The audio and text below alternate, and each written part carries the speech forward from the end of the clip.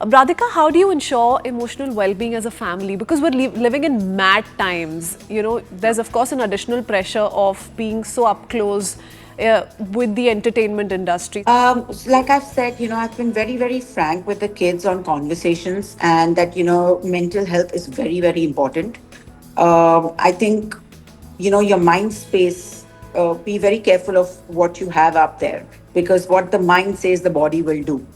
So I think because they've seen me go through it and normalize it so much, they're absolutely, absolutely, we have very open conversations in the house, especially when, my older one, like I said, Soham, he's a music producer.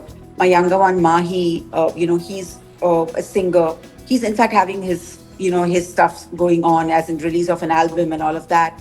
And the first thing I told him is that, if this is giving you anxiety, let me know, because there are ways we can approach this. Of course, we're extremely fortunate that we're in a house that is very musical.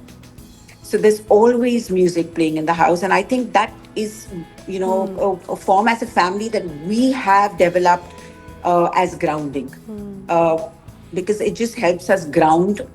So every morning, we I make sure that there is a certain frequency that is played in the house, and our culture is such that you'll find most of these frequencies, musical frequencies, that ground you in our shlokas itself.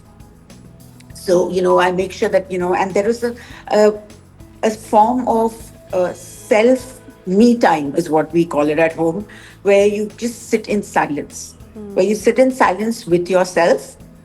Because not everyone is good at meditating, not everyone can take the technique of meditating. So you just sit in silence with yourself, and you just let your thoughts run. And when you keep letting your thoughts run, and you keep telling the ones that are not required, hey, I don't need you right now, you can go away. I don't need you right now, you can go away. So when you sit with yourself, you'll understand what we call is the monkey mind. How monkey your mind is, like how much it jumps from one thing to the other, and you literally tame the monkey. So that's how you sit. But obviously, this is a technique that we have done at home, and this is what we believe. I have put out there, and the kids have adapted it. But each one can, definitely find out their me time. Yeah. And when you find that your mind is there's just too much of monkeying in the mind, like your monkey mind is going crazy, is when you can actually then also realize that, okay, you know what, there are things that need to be addressed.